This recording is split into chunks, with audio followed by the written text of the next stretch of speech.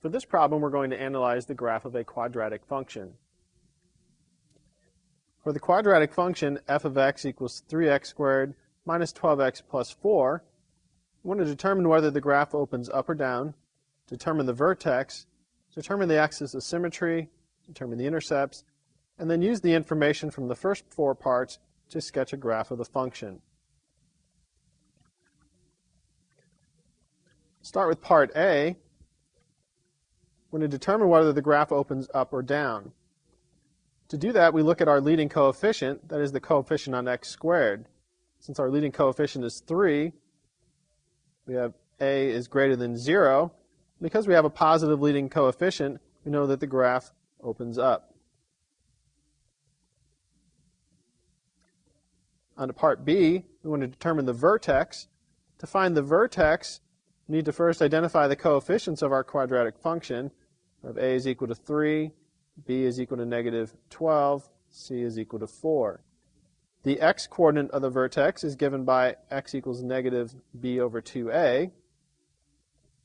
So we'll have negative 12 over 2 times 3, which will give us a positive 2. We can find the y-coordinate of the vertex by plugging in x equal to 2 into our function. That is, we find f of 2.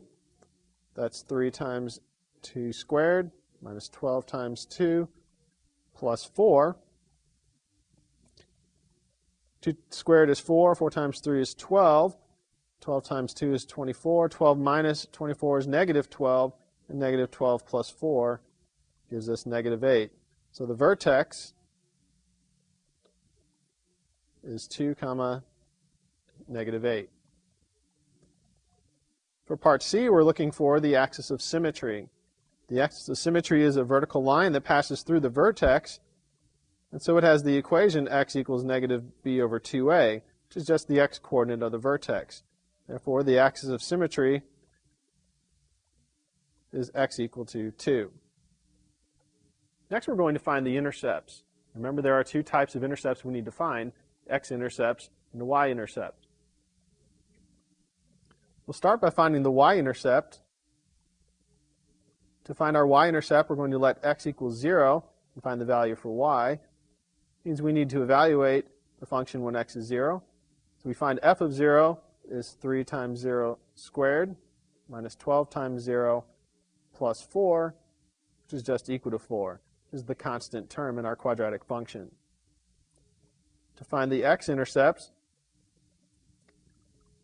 we're solving f of x equals 0. Remember that x-intercepts are the same as zeros for our function. That means we need 3x squared minus 12x plus 4 equal to 0.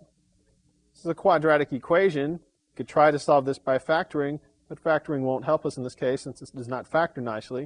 So we're going to rely on our quadratic formula. We have a is equal to 3, b is equal to negative 12, and c is equal to 4. Plug these values into our quadratic formula. We'll have x is equal to negative 12 plus or minus the square root of negative 12 squared minus 4 times 3 times 4, all divided by 2 times 3. Clean that up a little bit. We'll have x is equal to 12 plus or minus the square root of 96, all divided by 6.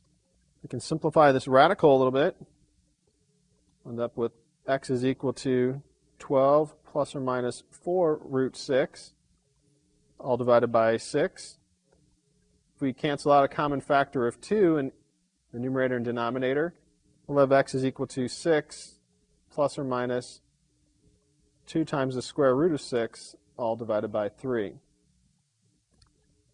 So our x-intercepts, the x is 6 minus 2 times the square root of 6 over 3, which is approximately 0.37. And we'll have x is equal to 6 plus 2 times the square root of 6 over 3, which is approximately 3.63. Now we can take the information we've obtained in parts A through D to sketch a rough graph of our function. going to start by plotting the points that we know. We found the vertex to be the point 2, comma, negative 8. So we'll plot that point, 2, comma, negative 8. We found the y-intercept to be at 4. We'll plot that point. It's the point 0, comma, 4. And we found two x-intercepts.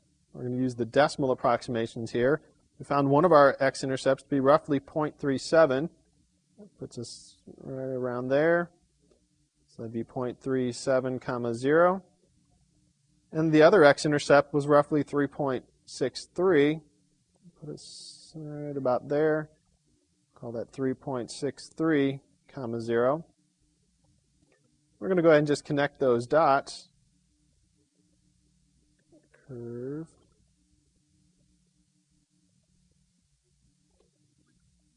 And there we have a rough graph of our function f of x.